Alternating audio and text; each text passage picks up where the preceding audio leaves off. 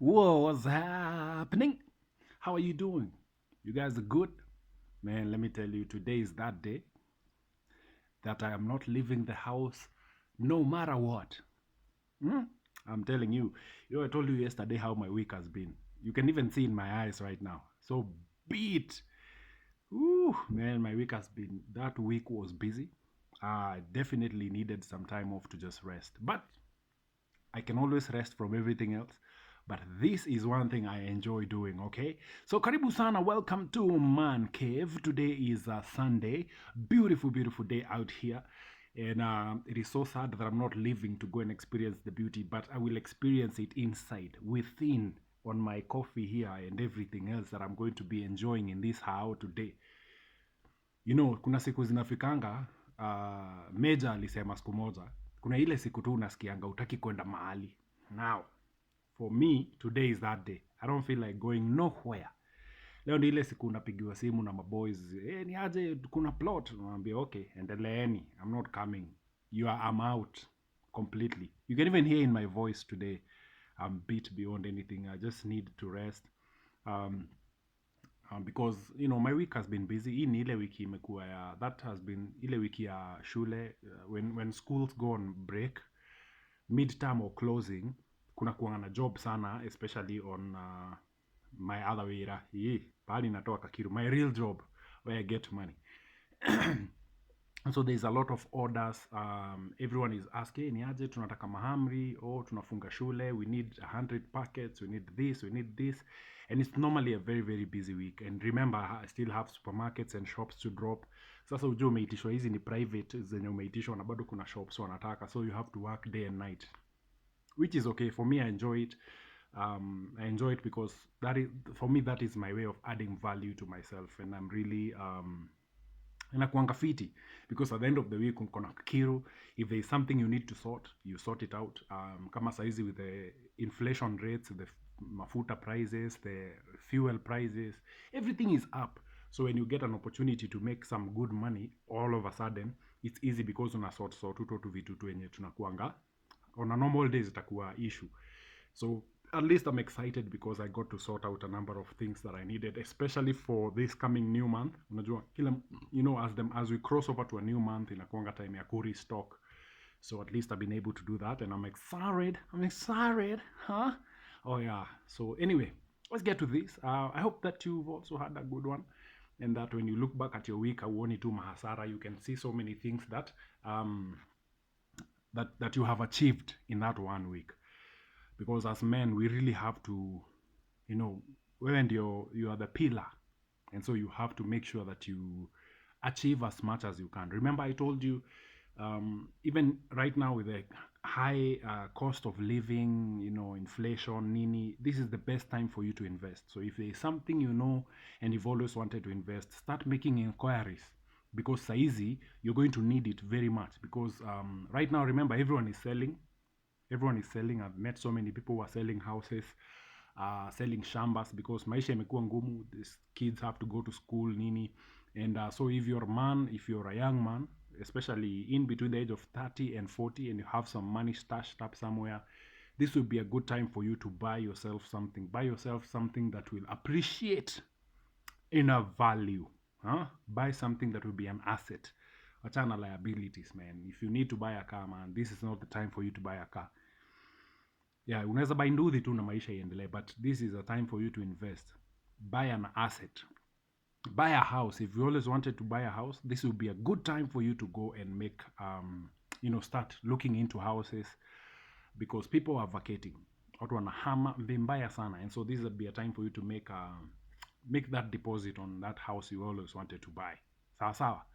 Good. I mean, this is Man Cave. This is where tunachanua na hivyo, because me, I want to see the next generation. By the time we get into our 40s, I want us to all be on the same level. I don't want us to be huku hivi and you are struggling huku chini, wondering, what did I do wrong? Now, listen, you need to learn to read the signs, the times, nini. And so there is a verse, okay, it's Sunday, so I'm allowed to read the Bible. There's a verse in the Bible that says, if you observe the clouds, you will never get a harvest.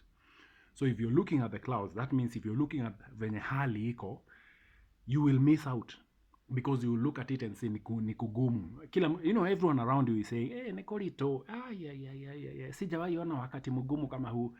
But if you look at it wisely, you look at when wanasema ni kugumu, then you see an opportunity, and this will be a good time for you to capitalize. Don't even go for it at thinking it will appreciate in the next 1 year. Buy something that will appreciate long term. By the time you're 50 huko, you will be cooling something you've bought now when life is huko juu. Okay, so please go ahead and make sure that you put up an investment. Let's meet at the end of this, tukule kanyama mahali and say, hey, this is what I've done. This is what I've achieved. Sawa sawa. So do that. I mean, hakuna kitu ingine sahi. Hakuna kitu ingine. This is the time for you to invest. So I hope that you've been stashing up some money. I hope 2020 taught you how to stash up some money everywhere. Yani kwa piggy bank zako za hao, I mean, whatever it is, just make sure you have something stashed up somewhere, or start. There is never too late to start. Start now. Anza kuweka 2 coins. Then ingia kwa mshwari. Most of you have mshwari loans. No, start saving hapo. Enda kwa bank account, weka do. Put money everywhere. Because you never know. Kuna point itafika, you find something and you're like, how comes that is available right now? Then you can always land on something good. Sawa sawa. All right, so let's get to it. As you can see from the topic, man, listen. This is a show. It's a long show. So timestamp gang tuko hapa sasa. Let's start. Why marriages are ending today? The unspoken reasons. Unspoken reason why marriages are coming to an end, or relationships are ending. This is actually a whole, I'm going to put it all together. And I've been looking at Google. Nimekuwa nikichambua Google just this morning before I came here, and I was seeing they've named so many things, so many reasons why marriages are ending. There is, of course, all that we know: infidelity, adultery, money, communication, all those things. Lack of intimacy. I've seen all that. There's hata ukiingia tu saizi kwa Google type, you will see so many reasons. 8 reasons why marriages end. 15 reasons why marriages are ending. But no one speaks about this particular thing that I'm about to bring up today. So I feel like a genius. So let's get into this one, all right? If you're new here, my name is Uncle Mike the Baker. So soma tu jina ya channel hapo, and of course, if this video makes sense to you, like, subscribe, and of course put up a comment hapo hivyo. Share the video with your friends. I mean, let's spread this word. Sawa. Okay, good. So let's get to it right now. The main underlying reason why marriages are coming to an end, relationships end. Now, every time you're in a relationship and you're with this person, mnakaanga pamoja hadi mnazoeana. There is always that. You know this person so well that they no longer have any mystery. They no longer have that thing that brought you together in the first place. You know what they're going to say. When they're angry, you don't even need to ask. Wakinyamaza hivyo unajua leo ni kubaya. You know the coded languages. When you come home and all of a sudden you can tell different seasons. When they are happy, you don't need to ask them. You can just go in and feel, hey, leo kuna furaha. And you know them when they are stressed. Their stress meals. What they their mannerisms. You've hung out with them. When they are unwell, when they are sick, and all that stuff. All those things. And there is no longer any mystery between you two, because you know each other so much. You are an open book to each other, which should be the case. When it comes to relationships and marriage. You should always be an open book. And that also helps to solidify, build trust. Now, as you go on, year 1, year 2, and now you're in there. Now sasa mmeshika, you fought, mmepigana huku, wewe unafinya sijui nini, those two petty fights that you start with. Mbona unarusha socks chini ya kiti, mbona I mean, all those things, mbona unafinya toothpaste, all those two stupid things. Mbona ulibai hii make ya tissue, all those two things. Mbona uliacha sahani hapa, mbona hukuweka sahani kwa sink, mbona hukuosha vyombo, mbona nyumba ni chafu. Those two petty fights you normally have in the first 2 years of marriage or relationship, and then they eventually go away, and then unashika pale kwa laini. Umeingia sasa, ile reli, ile gari ya moshi imeshika reli sasa, imeshika. Now you're on your way. What normally happens in between those fights is something that it starts innocently. It starts very innocently. You can't even tell. One day you invited her friend, because it's always her friend invites you guys over for dinner. Then you go there and mnakula, you're laughing, you're playing probably games, you're doing some fun stuff, because I mean, this is her friend, they've invited you guys, and you're there, you're having fun, you're talking, you're sharing your experiences, nini nini. And then chini ya maji, it starts very small, and you probably be eating, and then your friend ametoka, so you're just the two of you kwa table pale, and you're partaking of your meal, and then you'll hear something like, babe, ningependa hata mimi kuwa na sahani kaa hizi, or ningependa kuwa na vijiko kaa hizi. Unacheki zile sufuria manzee wanapika nazo, ningependa kukuwa na kaa hizo. Unacheki fridge yao, it's very innocent, starts very small, but then if you as a man do not check it right there, that becomes a monster, because it continues into other things.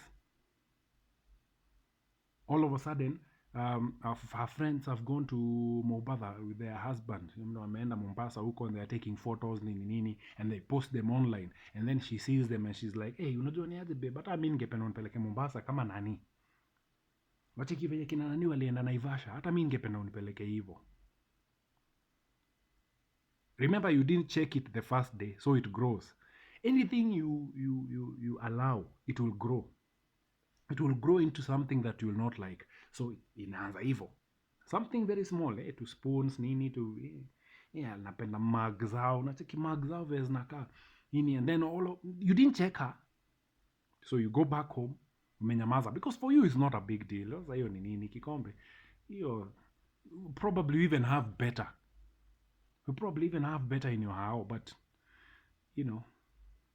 all of a sudden it's happening like her friends are traveling somewhere, and then now she's liking, mostly this happens with the ladies, and she begins to compare you with the husband of her husband's friend. Mbona wewe ufanyagi kama nani? Mbona wewe aunanga nini kama nani? Mbona wewe hauna gari yako sio kama ya? Remember, it started small, but it continuously grows because you left it unchecked. And this, my friends, is one of those time bombs.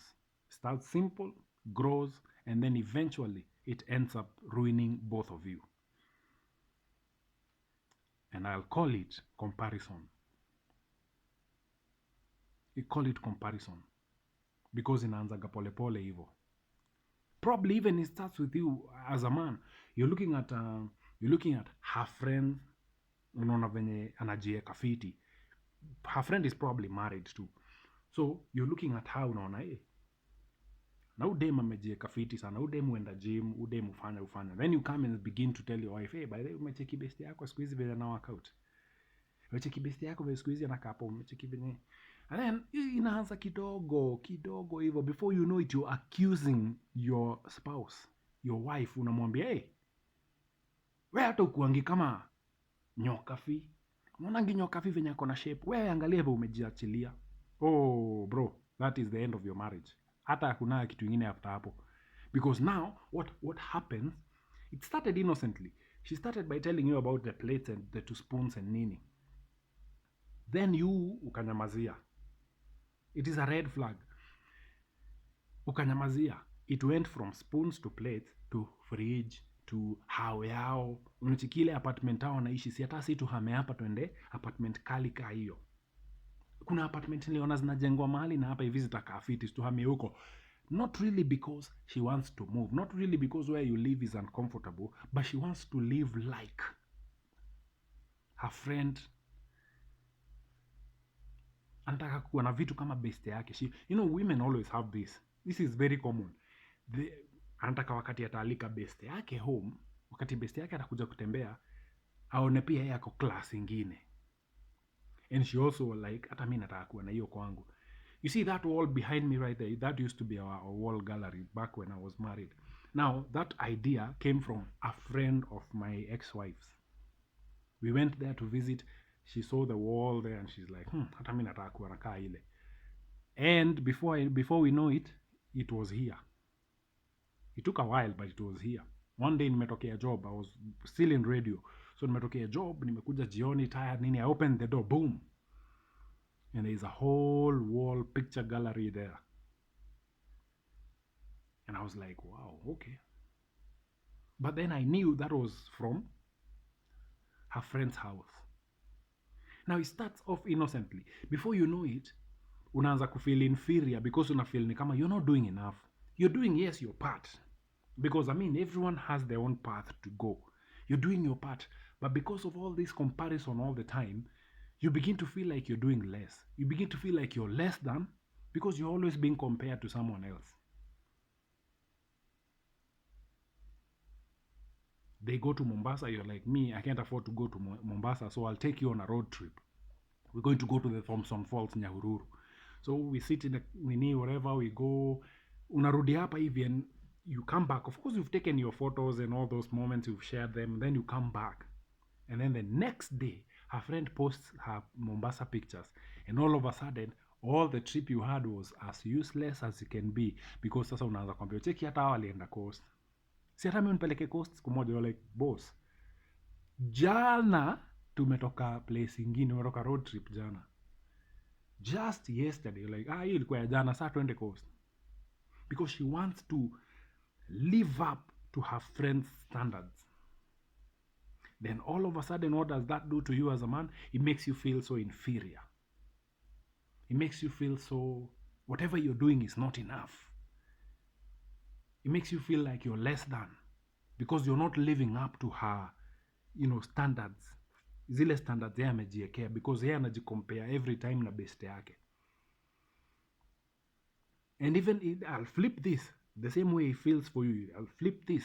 You keep telling your wife to go to the gym and work out because of her friend.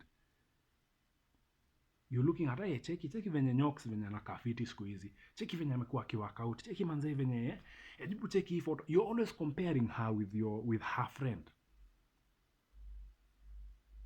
And so what does that do to her? It makes her feel inferior. It makes her feel less than because hatoshani na Nyox. That comparison ends up ruining your marriage. Because that leads to another thing, to another thing, to another thing, to another thing, because it escalates, it continues. Ilianza na something small, it has grown into a monster. And before you know it, you can't stand each other because you began comparing yourselves with other people. Nothing you do is good, nothing she does is good for you. And that breaks up a good marriage. You guys were good, you had your own path, you have your own things to do, but it's ended because of this comparison. And there's always this culture of the grass looks greener on the other side. You're always looking at your friends' marriages and you're looking at, hey, wale wako better. The grass is always greener. Guess what? Even them, they're looking at you and thinking, you guys are better. So you live a life that is messed up. You have all these lies, nini. Your marriage ends up for something so petty. And it's such a monster, but it starts very petty. And that, my friend, has ruined more marriages than infidelity. That has ruined more marriages than finances. There are people today who will still live together, but they broke, waliachana kitambo, but they still live together because of how they want to appear because they allowed this monster to grow. Now they can't stand each other. They just live together for the sake of either the kids or the church or her friends or whatever, and you're just standing. You are just you are living a miserable life because you keep comparing your wife with somebody else, and she keeps comparing you with somebody else. And what does that do to you guys? It breaks up what you have. I remember this very clearly. 2019, the day I proposed to my ex-wife. The day I proposed, I went down on my knees, boom, proposed to her. Then after that, because I didn't have money to do a church wedding in a hall, I didn't even want to do a church wedding. I just lost my dad. I didn't have anyone to bring me or to stand there with me in terms of a parent. I'm not close with my aunties. I mean, I don't have close uncles I can call. I spoke on my mom's side. I'm talking about my dad's side. I don't have those close uncles.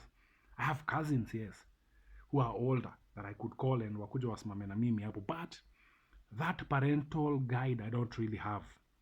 I don't have grandparents on both sides. So I didn't really want, because for me ingekuwa stress sana, ningekuwa nikiangalia hivi naona side yao kuna watu na side yangu hakuna, and I would feel bad standing there and looking at this, and I'm like, I wish mzae angekuwa at least. So I decided I don't want to do a whole church wedding and everything, but I'm going to do things right. So I went to her church. I talked to her, one of her church leaders. Of course, hatungeonana na bishop ama father, because I mean those are another level. Pia lazima ukuwe na decorum, lazima uanze hapa hivi uende juu. And so what happened? We went there. The day I proposed, we went and met the guy. And I told him what I wanted with her. I even, we'd just been engaged. So I opened up to him and told him, listen, I want this girl and I want to marry her. And I'm not doing a wedding, but I want to marry her and I want to do things right. I will also go to her mom and do all that, but I want to start with you because you are the one in charge of her spiritually. And as we were talking there, he gave her one advice. He told her, listen, you will come to my house, you will look at my fridge, you go into the kitchen and see, I don't know his wife's sijui aitwa nani, but utaenda kwa nyumba ya mama nani, that's his wife now. Utaangalia uone hii nyumba iko na TV kubwa, hii nyumba iko na carpet poa, hii nyumba iko na, utaenda uangalie pale uone fridge, uone kitchen, uone kuka nini. And he told her this, ile afu utaenda kwa Mike ukute Mike hana hizo vitu. Na akatuambia vizuri sana, ile siku utakompea Mike na wife yangu, azin ile siku utaanza kukompea Mike na mimi, marriage yenyu inaisha. Because utakuja kwangu, sisi tumeoana for a long time, that's what he said. Sisi tumeoana for a very long time, so we've been able to accumulate wealth over time. So you will come to my house and look at how I live, and you in your head, you want Mike to live, ama to give you the kind of life I give my wife. But it's not going to be the case because you guys are still young and you're growing. You will always get there. You have to be patient with each other. You have to be loving to each other. And you have to be always see value in each other. Now, he told us the biggest thing that will ruin the marriage will be comparison. And true to his word, the one thing that destroyed our marriage was comparison. Nobody talks about this because, I mean, it's no reason when it comes to when you're going to the divorce court. Hakuna pali utaenda useme, no, I'm divorcing this man because he's nothing compared to Nyokafi and her husband. Hiyo haiko. That's why they have something like no fault divorce, ile what in something differences, irreconcilable differences. Hiyo ndio sasa inakuwa imeshikana na hizi vitu zote. But listen guys, you need to stop comparing what you have with what somebody else's have. and I'll give you this story as I finish. One day, her best friend and her husband walikuwa wameenda Naivasha. They had gone to Naivasha for a weekend, just hung out, nini nini, whatever they were doing. So they went to this very nice restaurant in Naivasha called Nashipai. Very beautiful place. And so they went and spent the weekend there, and then they came back. Shared a photo on her everywhere, social media. Then my mama sees the photo, and she comes to me. Hata mi nataka unipeleke Naivasha kama nani na nani. And I looked at her. She knows where we are financially. And I looked at her, and I was so yani nilichoka. Now, a couple of weeks later, I meet this guy, now the husband to her best friend. We go somewhere for a drink. So we are seated there enjoying the drink, nini nini, and we are having conversation. And I asked him, hey, Buddha, niliona mlikuwa Naivasha day ingine hapo hivyo. Hey, you guys are balling nini? Guess what he told me? Listen, hiyo weekend tulienda Naivasha, my marriage was ending. So I took her there to be able to reason with her. I was shocked. What? Yeah, I took her there so that at least tukuwe na hiyo conversation because niliona tunapigana sana. So I wanted to have a reconciliation. So I took her there. We also had another couple with us who were speaking with us. Yes, it costed me a pretty penny, but I was doing this to fight for my marriage. At that point, I remembered her comparing us and them. And I was like, I thought, when she was comparing me, it was like, it's a happy place. It's a good thing they were doing. Let us go and do it together. Where? Do not compare yourself with other people. You don't know what they are doing or why they are where they are. You see people going to Costo. They are probably there for a business venture. Lakini wewe sababu ya uchinga, unataka kwenda huko because you think they are having fun. Comparison will end and wreck a beautiful thing. Because in your head, the grass is always greener on the other side. Guess what? I told you in another video, it is just grass. Hata mahali kuna sewage, nyasi ukuwa green. So don't be fooled by what you're looking at, by what you're seeing. There is so much more beyond what meets the eye on that other side. Be real. Remember, if you're married, take your wife as the best thing that ever happened to you. Forget about what everyone else is doing. In fact, lock yourself in the house. Wachaneni na mambo ya watu. Stop visiting people's homes. Kaeni huko peke yenu. Build yourselves up. Let other people come and enjoy what you guys have built up. Stop comparing her with the others. If you feel like her weight she's overweight, begin working out with her. Anzeni kukimbia hapo kwa esto. Get her up in the morning. You are the man. Lead her. Build her vizuri venye unataka akue. Of course, I told you, I know yesterday I talked about this whole building thing, but I'm telling you, if that's what you want, you can build it. That's how now building inaingilia hapo, sio ile ya character, sio ile ya issues unatoka huko na nini. Now this is now where building comes in. I wanted to bring that point up so that usione ni kama yesterday I was out of my mind. The point is, this is now how you build up. If you want her to look a certain way, you can do it because you have the power. You're the man. You can lead her to it. If you want her to add weight, kuleni. Enda ubaidishi huko mkule. Noneni pamoja. If that is your fetish, noneni na yeye. That's what it is, bro. Don't stop comparing yourself with others. Because the more you compare, the less value you see in what you have. Tuihamwe. Guys, enjoy your Sunday. Mimi narudi kwa kitanda. Moving back to bed to sleep, man. I'm feeling so beat, yani. Hey. But enjoy your Sunday. Do something nice for your person if you're married. If you're not, do something nice for yourself. That's all life is about. Tuihamwe. It's been real. See you in the next episode of Man Cave. Bless you. Remember to like, comment, and subscribe. And of course, share the video with somebody. Tuihamwe. Enjoy your week, guys.